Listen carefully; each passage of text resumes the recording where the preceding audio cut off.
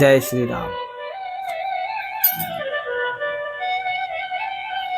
श्री रामचंद्र जी के हृदय में इस बात का खेद हुआ कि हम सब भाई एक ही साथ जन्मे, खाना सोना लड़कपन के खेल कूद, कन छेदन यज्ञोपवीत और विवाह आदि उत्सव सब साथ साथ ही हुए।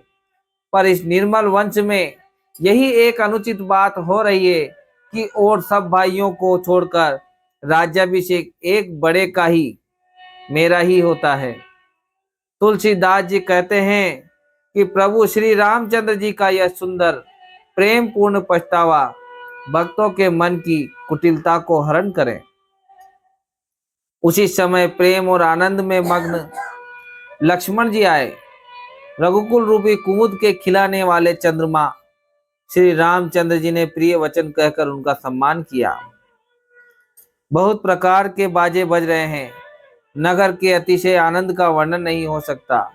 सब लोग भरत जी का आगमन मना रहे हैं और कह रहे हैं कि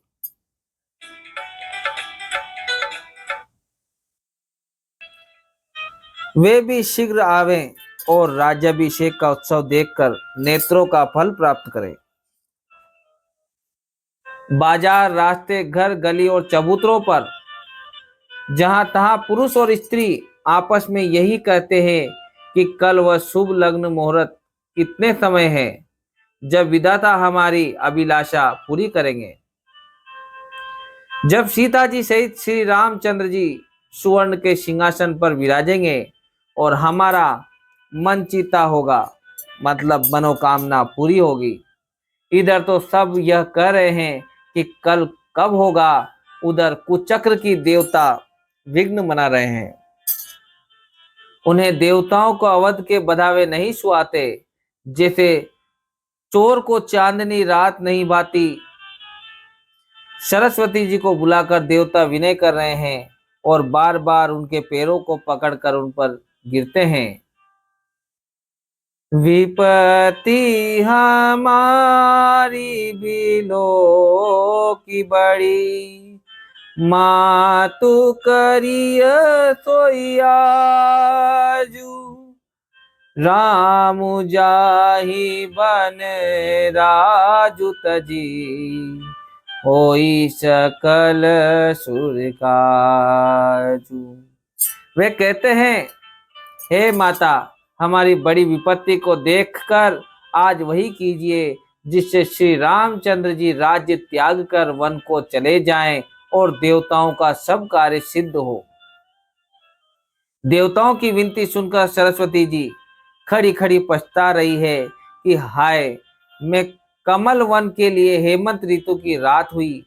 उन्हें इस प्रकार पछताते देखकर देवता फिर विनय करके कहने लगे, हे माता, इसमें आपको जरा भी दोष न लगेगा। श्री रघुनाथ जी विषाद और हर्ष से रहित हैं। आप तो श्री राम जी के सब प्रभाव को जानती ही हैं। जीव अपने कर्मवश ही सुख दुख का भागी होता है। अतः एवं देवताओं के हित के लिए आप अयोध्या जाइए। बार बार चरण पकड़कर देवताओं ने सरस्वती को संकोच में डाल दिया। तब वह यह विचार कर चली कि देवताओं की बुद्धि ओछी है। इनका निवास तो ऊंचा है, पर इनकी करनी नीची है। ये दूसरे का ऐश्वर्य नहीं देख सकते, परंतु आगे के काम का विचार करके श्री रामचंद्र जी के वन जाने से राक्षसों का वध होगा, जिससे सारा जगत सुखी हो जाएगा।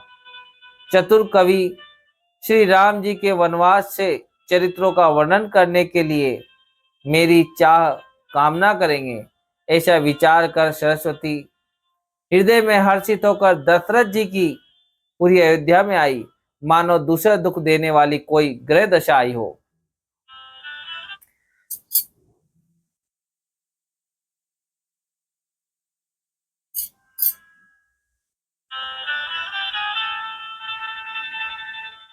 मंत्रा नाम की केकई की एक मंद बुद्धि दासी थी।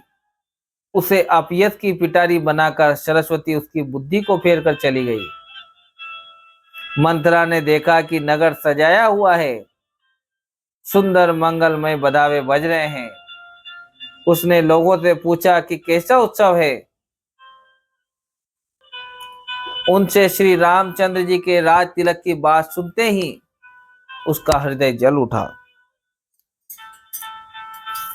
वह दुर्बुद्धि नीच जाति वाली दासी विचार करने लगी कि किस प्रकार से यह काम रात ही रात में बिगड़ जाए। जैसे कोई कुटिल बिल्ली शहद का छत्ता लगा देखकर घात लगाती है कि इसको किस तरह से उखाड़ लूं। वह उदास होकर भरत जी की माता केकई के पास गई। रानी केकई ने हंसकर कहा, तू उदास क्यों है मंत्रा? मंत्रा कुछ उत्तर नहीं देती, से अभी केवल लंबी सांस ले रही है और क्रियाचरित करके आंसू डरका रही है। रानी हंसकर कहने लगी कि तेरे बड़े गाल है, इसका मतलब है कि तू बहुत बढ़ बढ़कर बोलने वाली है। मेरा मन कहता है कि लक्ष्मण ने तुझे कुछ सीख दी है, दंड दिया है, तब भी वह महापापिनी दासी कुछ भी नहीं बोलती।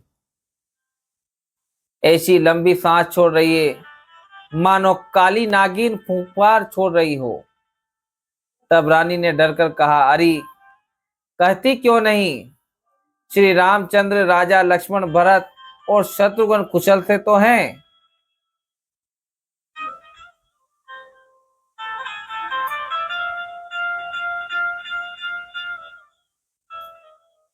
यह सुनकर कुबरी मंथरा के हृदय में बड़ी ही पीड़ा हुई।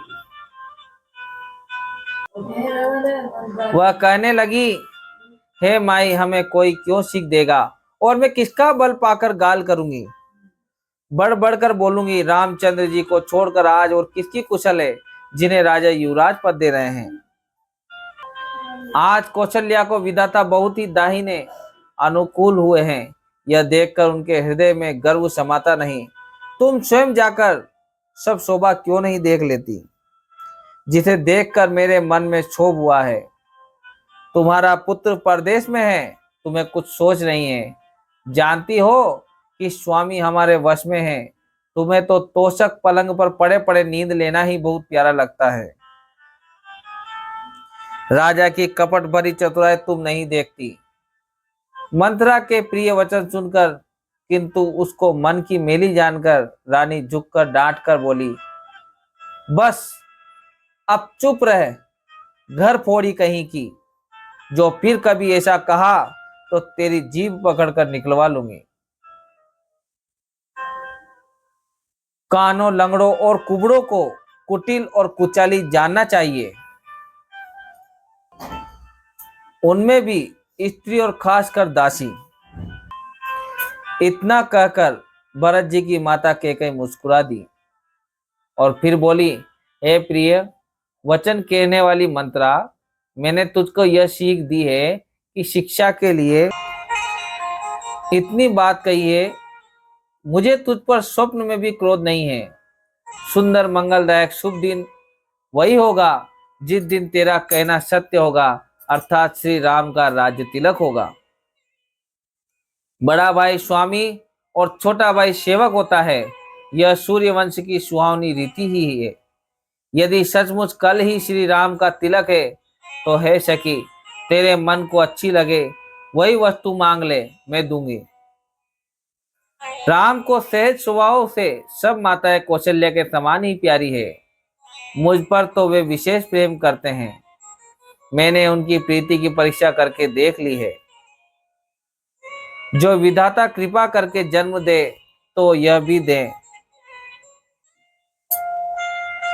श्री रामचंद्र जी पुत्र और सीता बहू हो, श्री राम मुझे प्राणों से भी अधिक प्रिय है। उनके तिलक की बात सुनकर तुझे क्षोभ कैसा? तुझे भरत की सौगंध है। छल कपट छोड़कर सच सच के तू हर्ष के समय विषाद कर रही है, मुझे इसका कारण सुना। मंथरा ने कहा, सारी आशाएं तो एक ही बार कहने में पूरी हो गई, अब तो दूसरी जीभ लगाकर कुछ कहूंगी। मेरा अभागा कपाल तो फोड़ने ही योग्य है, जो अच्छी बात कहने पर भी आपको दुख होता है। जो झूठी सच्ची बातें बनाकर कहते हैं हे माई, वे ही तुम्हें प्रिय हैं और मैं कड़वी लगती हूँ। अब मैं भी ठकुर सुहाती मुंह देखी कहाँ करूंगी, नहीं तो दिन रात चुप रहूंगी। विधाता ने कुरूप बनाकर मुझे परवश कर दिया, दूसरे का क्या दोष। जो बोया सो काटती हूँ, दिया सो पाती हूँ। कोई भी राजा हो, हमारी क्या हानि है। दासी छोड़कर क्या अब मैं रानी होंगी, अर्थात रानी तो होने से रही। हमारा स्वभाव तो जलाने ही योग्य है, क्योंकि तुम्हारा अहित मुझसे देखा नहीं जाता, इसलिए कुछ बात चलाई थी। किंतु हे देवी, हमारी बड़ी भूल हुई, क्षमा करो। आधार रहित अस्थिर बुद्धि की स्त्री और देवताओं की माया के वश में होने के कारण रहस्ययुक्त कपट भरे प्रिय वचनों को सुनकर रानी केकई ने बेरिन मंथरा को अपनी सुहृद अहेतुक हित करने वाली जानकर उसका विश्वास कर लिया। बार बार रानी उससे आदर के साथ पूछ रही है, मानो बिल्ली के गान से हिरनी मोहित हो गई हो। जैसी भावी होनहार है, वैसी ही बुद्धि भी फिर गई। दासी अपना दाव लगा जानकर हर्षित हुई। तुम पूछती हो, किंतु मैं कहते डरती हूं, क्योंकि तुमने पहले ही मेरा नाम घर फोड़ी रख दिया है। बहुत तरह से गढ़ छोलकर खूब विश्वास जमा कर तब वह अयोध्या की 7.5 शनि की 7.5 वर्ष की दशा रूपी मंत्रा बोली, हे रानी, तुमने जो कहा कि मुझे सीता राम प्रिय है और राम को तुम प्रिय हो, सो यह बात सच्ची है। परंतु यह बात पहले थी, वे दिन अब बीत गए हैं। समय फिर जाने पर मित्र भी शत्रु हो जाता है। सूर्य कमल के कुल का पालन करने वाला है, पर बिना जल के वही सूर्य उनको कमलों को जलाकर भस्म कर देता है। सोत कौशल्या तुम्हारी जड़ उखाड़ना चाहती है, अतः उपाय रूपी श्रेष्ठ बाढ़ घेरा लगाकर उसे रूंध दो, यानी कि सुरक्षित कर दो। तुमको अपने सुहाग के झूठे बल पर कुछ भी सोच नहीं है। राजा को अपने वश में जानती हो, किंतु राजा मन के मेले और मुंह के मीठे हैं, और आपका सीधा स्वभाव है। आप कपट चतुराई जानती ही नहीं। राम की माता कौशल्या बड़ी चतुर और गंभीर है, उसकी था कोई नहीं पाता। उसने मौका पाकर अपनी बात बना ली। राजा ने जो भरत को ननिहाल भेज दिया, उसमें आप बस राम की माता की ही सलाह समझिए। कौशल्या समझती है कि और सब सोते तो मेरी अच्छी तरह सेवा करती है। एक भरत की माँ पति के बल पर गर्वित रहती है।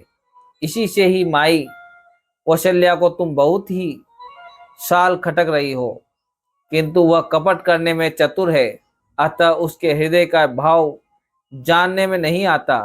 वह उसे चतुरता से छिपाए रखती है। राजा का तुम पर विशेष प्रेम है। कौशल्या सोत के स्वभाव से उसे देख नहीं सकती, इसलिए उसने जाल रचकर राजा को अपने वश में करके भरत की अनुपस्थिति में राम के राज तिलक के लिए लग्न निश्चय करा लिया। राम को तिलक हो, यह रघुकुल के उचित ही है, और यह बात सभी को सुहाती है और मुझे तो बहुत ही अच्छी लगती है। परंतु मुझे तो आगे की बात विचार कर डर लगता है। हे देव, उलटकर इसका फल भी उसी कौशल्या को दे। जय श्री सीताराम।